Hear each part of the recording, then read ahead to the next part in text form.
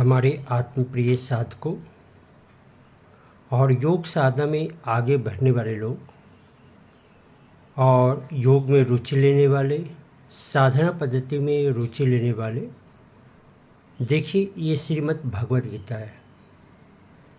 ये बहुत महत्वपूर्ण गीता है और इसी तरह के किताबों के, शास्त्रों के अध्ययन, स्वाध्याय का मौका मिला तो कुछ चेतना उभर के आती है, उसको समझना जरूरी है।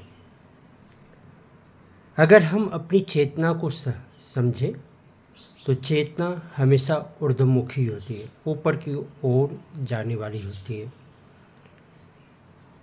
पर हमने इसमें छेद कर दिए। इसको समझने के लिए उदाहरण लेना होगा। दीपक की लौ को देखेंगे, हमेशा ऊपर की तरफ जाएगा जब तक उसमें दीपक बाती तेल है।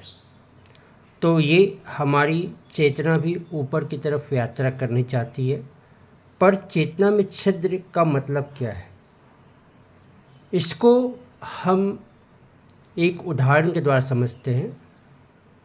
गांव के परिसर में कुआं होता है, जिसे भोजपुरी भाषा में इनार भी कहते हैं, और वहाँ से पानी भर के लोग पहले स्नान करते थे। तो कुआं से जब पानी भरेंगे तो अगर बाल्टी ठीक है तो आपको पानी आने में आसानी होगी। अगर बाल्टी के अंदर छिद्र है तो आप देखेंगे आते आते पानी काफ़ी जो है छिद्र के कारण पानी गिर जाता है और आपको पानी जो ऊपर में मिलता है वो कम मात्रा में मिलता है। तो हमारे जीवन में ये छिद्र कैसे होते हैं? जब हम अपनी क्षमता को धीरे धीरे नहीं बढ़ाते हैं और जो संकल्प लेते हैं वो हमेशा बड़े संकल्प लेते हैं, और जब बड़े संकल्प में हम पूरा नहीं कर पाते तो हमारे अंदर असंतोष, खींच, ईर्ष्या, द्वेष पूरा होता है। और जो आदमी को संकल्प बड़े पूरे हो जाते हैं उनके प्रति भी ईर्ष्या उत्पन्न होती है। तो ये जो संकल्प हमने लिए, उस संकल्प में जितने छिद्र होंगे हमारा जीवन के प्रति उत्साह कम हो जाएगा और हम अपने भाग्य के स्वरूप ऐसा मानने लगेंगे कि हमारी उन्नति जो है लिखी हुई नहीं है, हमारे भाग्य में ऐसा नहीं है। तो संकल्प जो होते हैं कभी बड़े नहीं लेने चाहिए। मतलब इसको ऐसे समझ सकते हैं, अध्यात्म जगत में तो संकल्प लेने की बात ही नहीं आती है। आप देखेंगे कि शुरुआत में लोग, एक शब्द है ईश्वर प्रणिधान, मतलब ईश्वर के ऊपर निर्भर करना। तो ऐसे साधु संत जो ईश्वर के ऊपर निर्भर करते हैं उनकी तो लिए संकल्प शक्ति का कोई मतलब नहीं बन पाता। उनका संकल्प है कि हम ईश्वर के अनुसार चलेंगे। दूसरी तरफ हम जाते हैं तो देखते हैं कि गुरु और शिष्य के संबंध में, तो गुरु के प्रति उन्होंने गुरु की आज्ञा को ही सर्वोपरि मान रखा है। तो वहाँ भी आप अपनी इच्छा के नहीं, गुरु की इच्छा के अनुकूल चलते हैं। कुछ लोग प्रकृति के साथ तालमेल बिठाते हैं। लेकिन योग निद्रा जब आप करते हैं तो एक बात जो हमने योग निद्रा की शुरुआत में सीखी, संकल्प छोटे और स्पष्ट होने चाहिए। आप देखिए, इसको व्यवहारिक रूप से देखते हैं। नया साल आता है तो लोग बोलते हैं कि हम कल से योग करेंगे, योग के अंदर 2 घंटे समय देंगे, सुबह सुबह समय देंगे।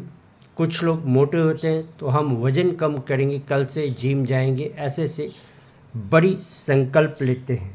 पर संकल्प जब टूट जाता है तो आदमी के अंदर चेतना में छिद्र हो जाती है। तो ऐसा क्या समझ सकते हैं कि कभी भी बड़े संकल्प ना ले। बचपन से ही हर आदमी को बड़े संकल्प करने की शिक्षा दी जाती है, जिससे असफलता हाथ लगती है। असली सवाल संकल्प का बड़ा या छोटा होना नहीं है। असली सवाल है संकल्प का सफल होना। संकल्प छोटे हो, पर संकल्पों को सफलता तक पहुंचाया जाए, यानी ऐसे संकल्प लें जिसका कोई विकल्प नहीं हो, यानी उसके सफल होंगे। यदि बड़े संकल्प करते हैं और सफलता हाथ लगती है तो चेतना में इतना बड़ा छिद्र उत्पन्न हो जाता है और धीरे धीरे भीतर हीनता गहरी होने लगती है। ध्यान रहे, जो भी संकल्प ले वह पूरा हो सके। तो हमने बताया ही है कि संकल्प छोटे और स्पष्ट होने चाहिए, अन्यथा इससे तो संकल्प ना लेना ही बेहतर है। मतलब बड़े संकल्प ले और नहीं पूरा हो तो उससे संकल्प ना ले तो आज ज़्यादा अच्छा है। छोटे संकल्प के सफल होने की संभावना अधिक रहती है। जब छोटे संकल्प होते हैं तो चेतना में छिद्र धीरे धीरे बंद हो जाती है और व्यक्ति एक दिन बड़े संकल्प को सफलता तक पहुंचने में सक्षम हो जाता है। मतलब आप देखिए, वज़न कम करना है तो हम 100 ग्राम कम करने की भी बात कर सकते हैं। उससे खुशी होनी चाहिए तो आदमी आगे बढ़ता है। भोजन में, सात्विक भोजन में तो धीरे धीरे अपने जीभ पर संयम करते हुए आगे बढ़ सकते हैं। इसी तरह बड़े अध्ययन करने हैं तो एक एक पन्ने का हम अध्ययन कर सकते हैं।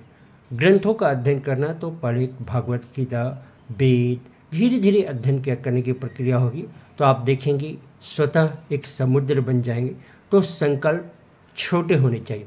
अब गीता पढ़ रहे हैं, उसी समय वेद को भी उठा लिया, उसी समय दूसरे ग्रंथ को भी उठा लिया, तो आपका किसी के प्रति आपका पूरा नहीं होगा। तो इसलिए हमने बोले संकल्प छोटे होने चाहिए, स्पष्ट होने चाहिए और आपकी चेतना में छिद्र को बंद कीजिए।